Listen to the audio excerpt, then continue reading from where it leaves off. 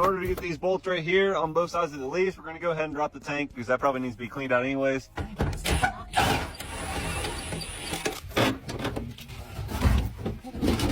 What? They go all the way across, back over, back up, and what in the flood? It's a nice design.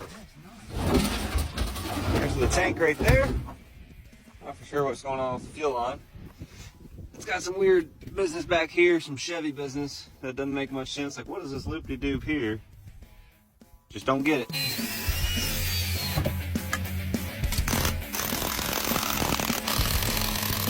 This will bolt to the frame here on the front side, and so we need to get this off to put on our new leaf.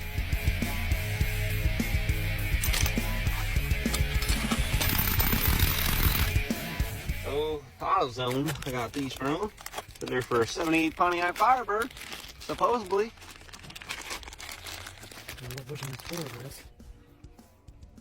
A little sloppy? Seems like worse to me. Yeah. I guess once you tighten it. That's kind of like my something when I put it somewhere. All right, time to slap in the passenger side.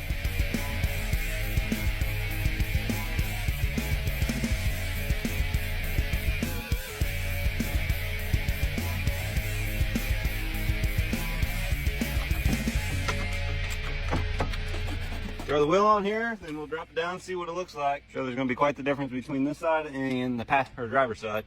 Those tires look super small now. Looks like it's jacked up, but she is in there. We got to do it a little better than what she is, but this will be good enough to see if she'll go into gear, all that good stuff. We just fired the old Firebird back up.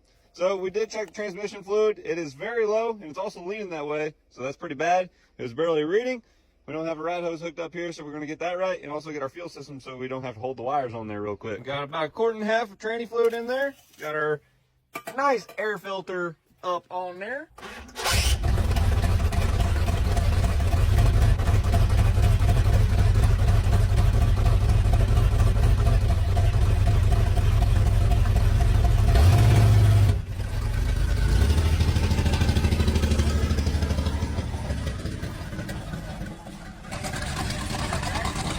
That's a strap for the fuel tank.